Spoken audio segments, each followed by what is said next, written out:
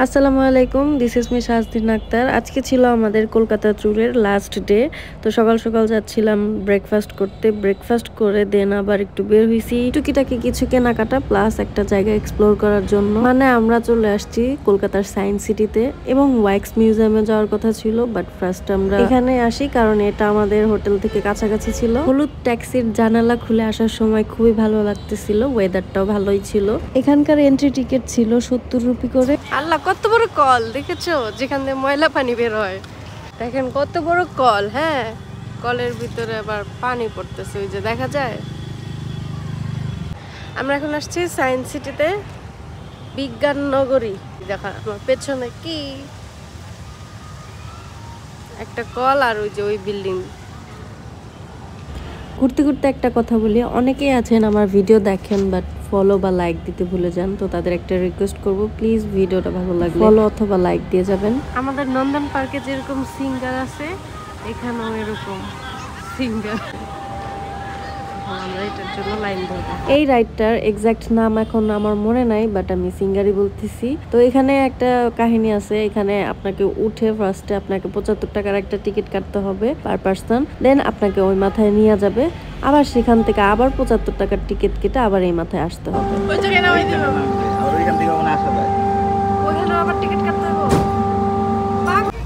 আমাদের দেশে কিন্তু এটা ঘুরে যাবে, তারপরে মানে ঘুরে আবার যে জায়গা থেকে উঠছে ওই জায়গায় নামায় দেয়। আর এখানে কিন্তু নিয়ে যাবে, ওইখানে নামায় দিবে, শেষ। আবার ওখান থেকে টিকিট কেটে আবার আসতে হবে। 75 টাকা পার পার্সন লাগছে শুধু যাইতে। আর যদি এটাতেই না আসতে চান তাহলে হেঁটে আসতে হবে, এটা ঠিক না।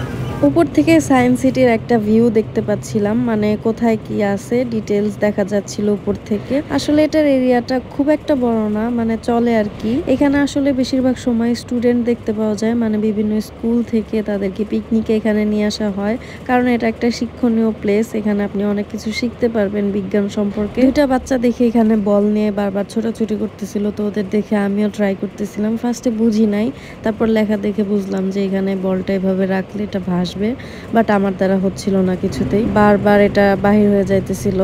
এখানে আসলে সায়েন্টিফিক অনেক অনেক ধরনের এক্সারসাইজ ছিল, যেগুলো আমরা ফিজিক্স বইয়ে পড়েছিলাম। সেখানে এগুলো আপনি পুরোপুরি এক্সপেরিমেন্ট করতে পারবেন। টর্নেডো নিজের চোখে দেখতে চান?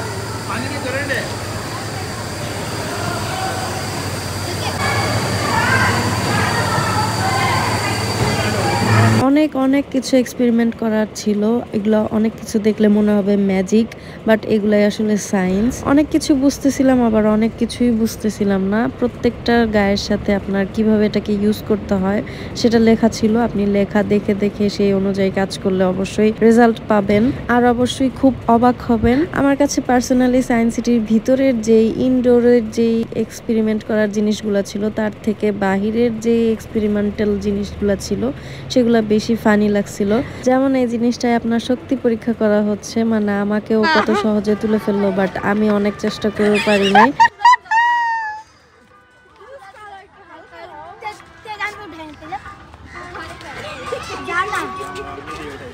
আমি যখন হাল ছেড়ে দিলাম তখন আশফিও চেষ্টা করলো, বাট আশফিও যখন পারলো না তখন ও নিজেকেই নিজে উঠাচ্ছিল, আর ও এটাতে সাকসেস হয়েছিল। সেদিন প্রচন্ড রোদ ছিল, বাট আমরা অনেক রিল্যাক্সে ঘোরাঘুরি করতেছিলাম, কারণ মোটামুটি আমরা যে সমস্ত জায়গা সিলেক্ট করেছিলাম ঘোরার জন্য তার প্রায় সবই শেষ।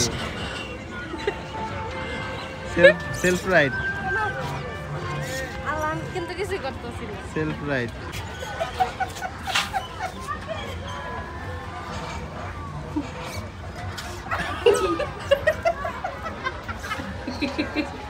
যাই হোক, অনেক মজা করার পর দেখলাম এখানে বিশাল বড় একটা ডাইনোসরের মাথা, নাকি এটার কুমির ছিল বুঝতেছিলাম না। যাই হোক, এটার ভিতরে ঢোকা যায় না, বন্ধ ছিল। তারপর আবার একটু সুপার শপে আসছি, টুকিটাকি কিছু কেনার ছিল। বললাম না, আমরা প্রত্যেক দিনই কেনাকাটা করেছিলাম। তারপর মেয়ে মানুষ যেখানে আটকায় সেখানে আমিও আটকে গেলাম। কে কিরকম আটকায় তা তো জানি না, কিন্তু আমি এই জায়গায় খুব আটকে যাই। অলরেডি আমরা কিন্তু প্রথম দিকে অনেকগুলা চকলেট কিনে ফেলি, তাই আর তখন চকলেট নেই, বাট দুইটা শনপাপড়ি নিয়েছিলাম। আর এই শনপাপড়ি বাংলাদেশে এসে খাওয়ার পর এত আফসোস করছি যে কেন আরো বেশি করে আনলাম না। দেন চাটা খেয়ে বিকালবেলা আমরা যাই শ্রীলেদারে। আমার শ্বশুর শাশুড়িকে টাকা দিল ব্যাগ কেনার জন্য, পুরস্কার।